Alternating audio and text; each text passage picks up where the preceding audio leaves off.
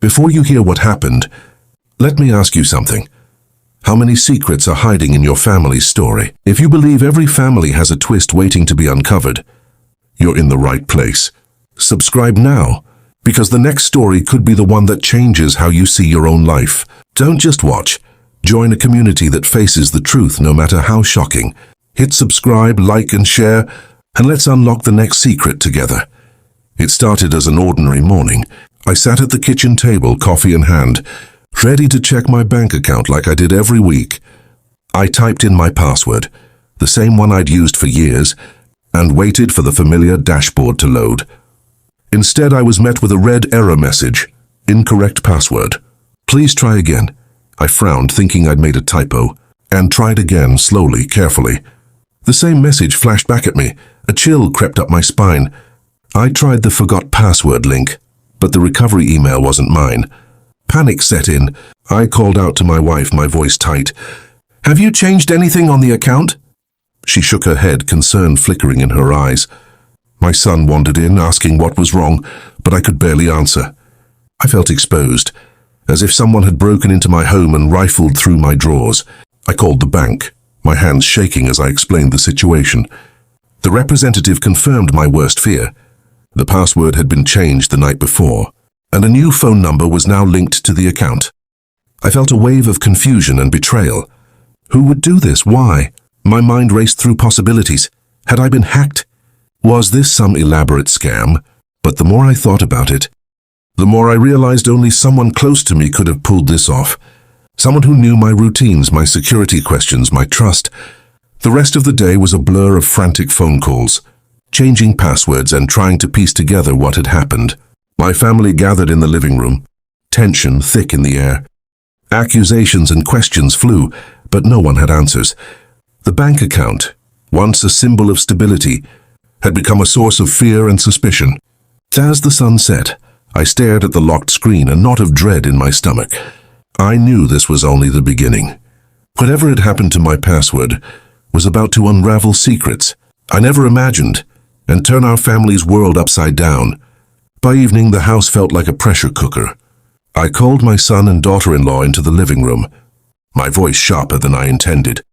My wife hovered nearby, her worry written all over her face.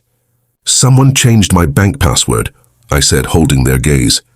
"And the recovery email isn't mine. Does anyone know anything about this?"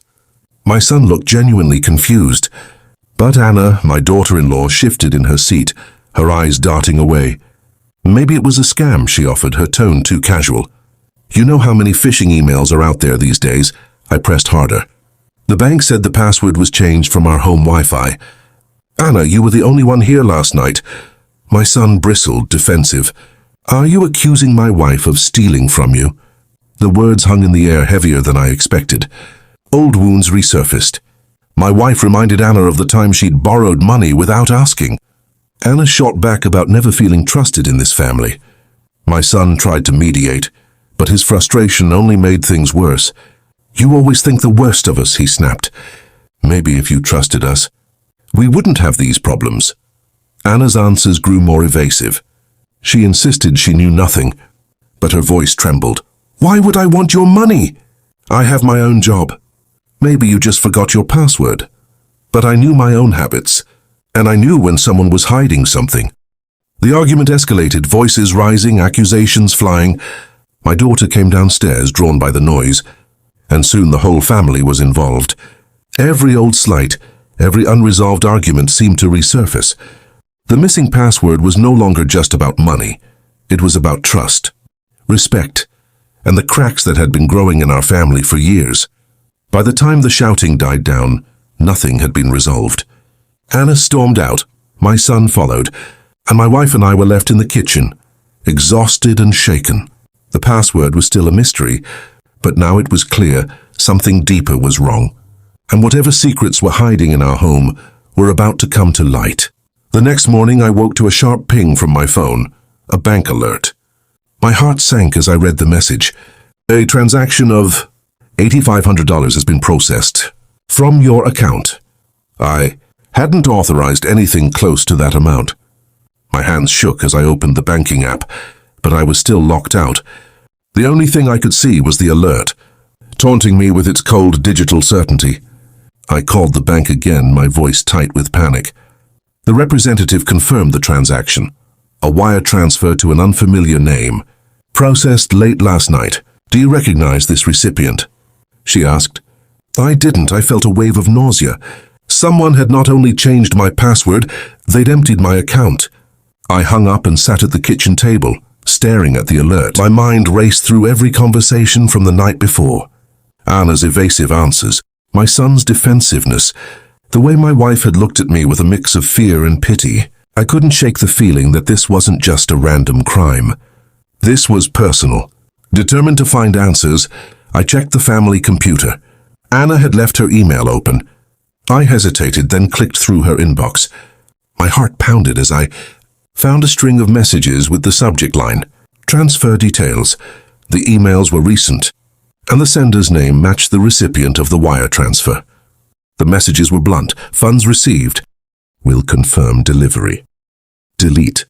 All messages after reading. I scrolled further and found a draft email Anna had never sent. It read, I'm sorry I had no choice. I'll explain everything soon. My breath caught. The betrayal was real, and it was close to home. I printed the emails and the bank alert, laying them out on the table. My wife joined me, her face pale as she read the evidence. How could she do this? She whispered. I didn't have an answer. All I knew was that the truth was finally surfacing, and whatever came next would change our family forever. The transaction alert wasn't just about money. It was the first crack in a wall of secrets that was about to come crashing down. I couldn't let it go. The evidence from Anna's email gnawed at me, demanding answers.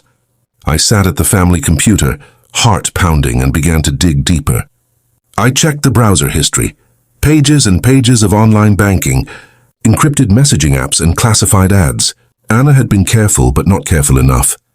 I found a second email account, registered under a variation of her maiden name. The inbox was full of messages from someone named Liam. They discussed meeting times, cash pickups, and instructions for moving money between accounts. One message chilled me. Once the transfer clears, you're free. No one will trace it back to you. Another read, don't forget to wipe your phone. I scrolled through her social media, noticing a pattern of late-night logins and private messages to people I'd never heard of. There were photos of Anna at restaurants and hotels I didn't recognize, always with the same group of friends, none of whom she'd ever mentioned to the family. In one image, she wore a necklace I'd never seen before, a gift from Liam, according to the caption. The more I uncovered, the more the pieces fell into place. Anna had been living a double life, one foot in our home, the other in a world of secrets and lies. She'd opened credit cards in her own name, rented a storage unit across town, and even set up a private P.O. box. Every discovery brought a new shock, raising the stakes and deepening the sense of betrayal. I printed out the most damning evidence, the emails, the bank statements, the photos. My hands shook as I realized how much I'd missed, how easily trust can be broken in the digital age. I wondered how long Anna had been planning this, and what else she might be hiding. By the time I finished, I felt both exhausted and strangely relieved. The truth was ugly, but it was finally out in the open. I knew the confrontation ahead would be painful, but I also knew it was the only way to reclaim my family and myself from the web of deception Anna had spun. The digital footprints she left behind were the map. I needed to find my way back to the truth. That evening, I called everyone into the living room. The air was thick with dread, the kind that makes every word feel like a risk. My wife sat beside me, her hand cold in mine. My son stood by the window, arms crossed, jaw set. Anna entered last, her face pale but defiant, as if she'd already prepared for battle. I laid the evidence on the coffee table, emails, bank alerts, printouts of messages and photos. We need to talk, I said, my voice steady but trembling underneath.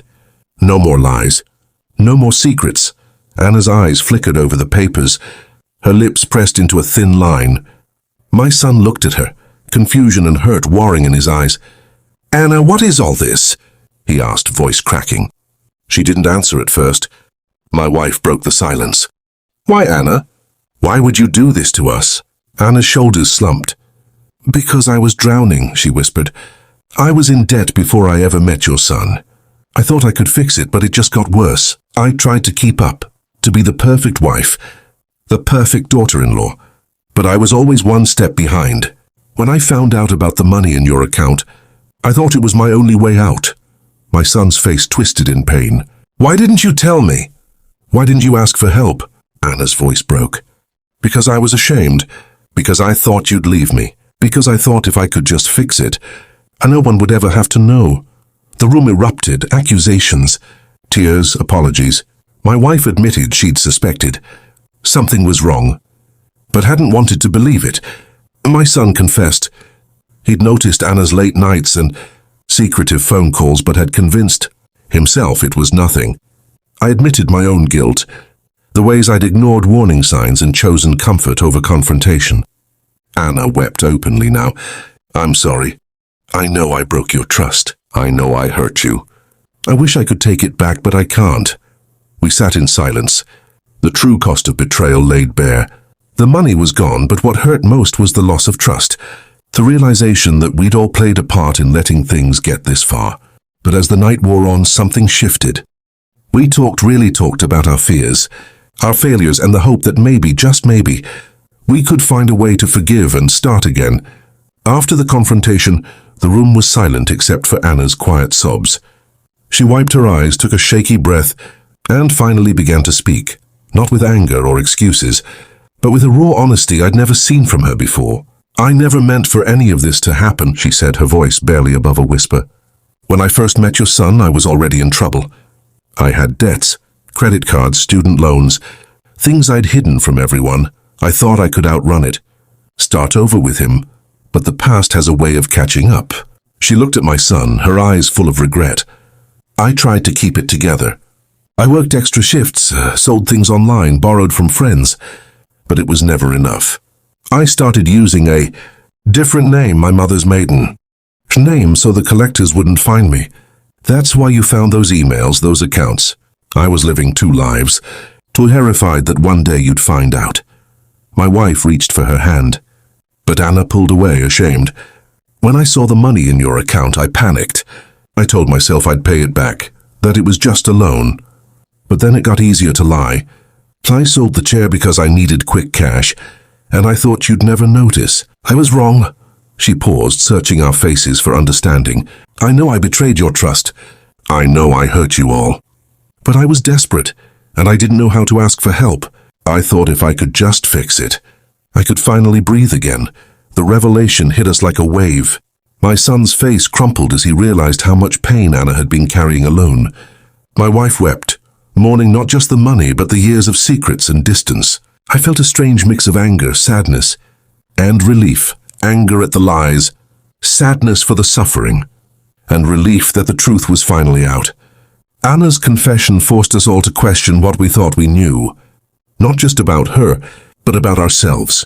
How many times had we missed the signs? How often had we chosen comfort over honesty? The secret life she'd hidden was a mirror, reflecting the cracks in our own family. And as painful as it was also the first step toward healing. That night, no one slept. The house was filled with the low hum of whispered conversations, the creak of floorboards as family members wandered from room to room, and the occasional sound of someone quietly crying behind a closed door. The shock of Anna's confession lingered in the air, heavy and inescapable. I found my son sitting alone on the back porch, staring into the darkness.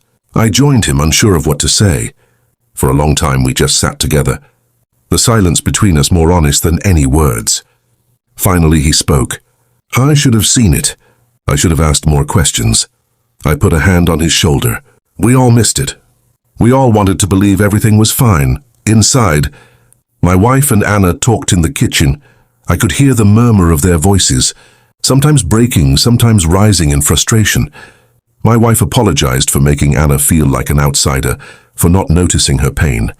Anna, in turn, admitted she'd built walls out of fear and pride, shutting everyone out when she needed help the most. My daughter came to me in the hallway, her eyes red.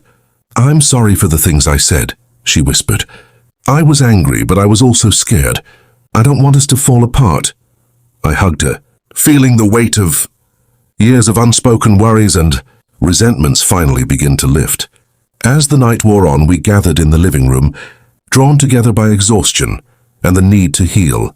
We talked openly about the secrets we'd kept, the mistakes we'd made, and the ways we wanted to do better. Apologies were offered and accepted, not as a way to erase the past, but as a promise to move forward with more honesty and compassion. By dawn, something had shifted. The pain was still there, but so was a fragile sense of hope. We couldn't change what had happened, but we could choose how to respond. In the quiet light of morning, we made a silent pact to forgive, to listen, and to rebuild the trust we'd lost, together as a family. In the days that followed, our home felt transformed. The tension that had once filled every room was replaced by a cautious openness, as if we were all learning to breathe again. We moved carefully around each other at first, uncertain but willing to try. The old routines, shared meals, evening walks, even the way we said goodnight took on new meaning. Each small gesture was a step toward rebuilding what had been broken. Anna was the first to reach out. She started leaving her phone on the kitchen counter, her passwords written on a slip of paper in the drawer. It was a simple act, but it spoke volumes.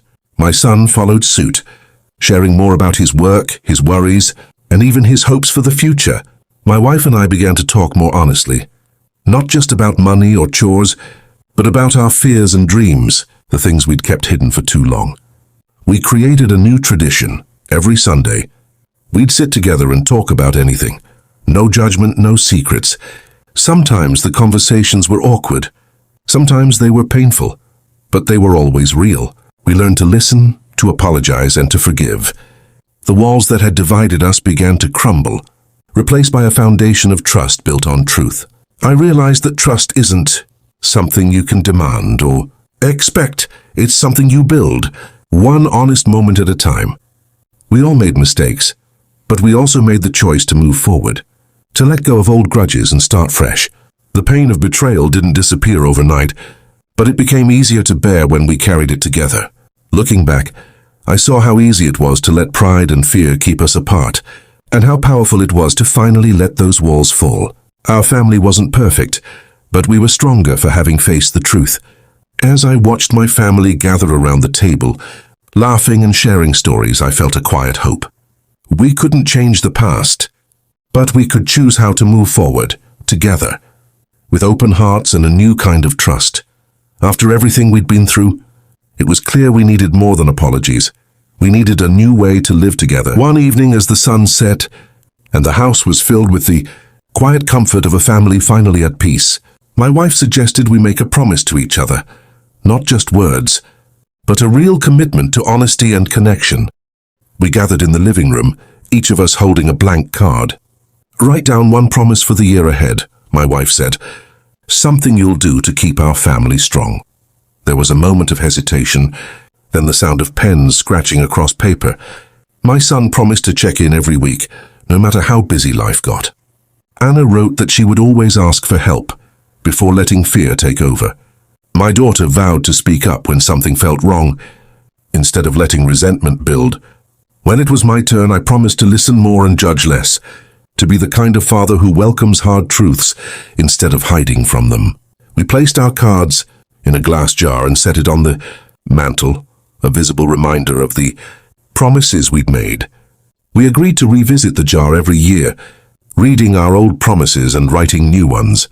It became a tradition, a ritual that kept us honest and connected.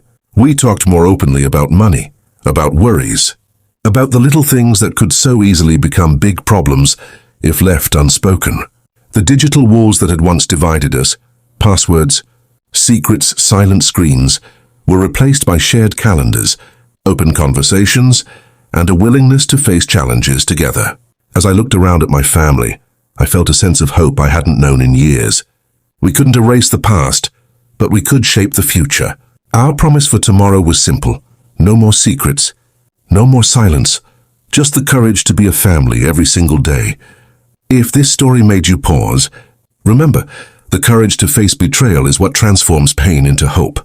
Truth can be hard, but it's the only path to real healing and a stronger family. Don't let secrets or silence keep you apart. Choose honesty, even when it's uncomfortable. and let forgiveness open new doors. If you believe in the power of truth and the strength of family, please subscribe, like, and share. Your support helps keep these stories alive and reminds us all that every family, no matter how broken, can find its way back to trust and love. After the chaos of hidden accounts and digital secrets, we realized we needed a new way to stay honest.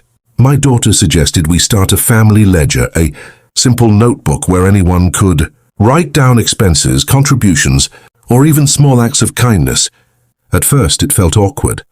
My son joked about logging every cup of coffee. But soon, the ledger became a part of our daily life. Anna wrote down the groceries she picked up, my wife noted the repairs she'd made, and I started recording the little things I did for the family. It wasn't about keeping score. It was about building trust. The ledger became a place for gratitude, too. My daughter wrote, "Thanks for listening last night," and my son added, "Appreciate the help with my project." Over time, the ledger helped us see each other's efforts and sacrifices. It kept us honest, but it also brought us closer. We learned that transparency isn't just about money. It's about respect, appreciation, and the willingness to share the load. The family ledger became a symbol of our promise to never let secrets divide us again. Wanting a place for honest conversations, we placed a simple wooden bench beneath the old oak tree in our backyard. We called it the forgiveness bench. The rule was simple. If you needed to apologize, clear the air, or just talk through a conflict, you invited the other person to sit with you on the bench. No interruptions, no distractions, just two people face to face, with the intention to listen and heal. The first time Anna and I sat there, it was awkward. We stumbled through our words, but the quiet of the garden helped us find our way. Over time, the bench became a cherished part of our family life.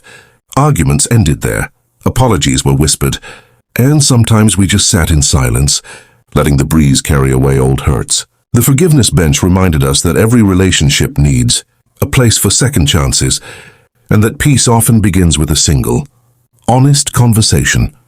As the anniversary of our family's turning point approached, we created a new tradition, the annual light ceremony. On that night, we gathered in the backyard, each holding a candle. We lit them one by one, speaking the names of loved ones, those with us and those we'd lost.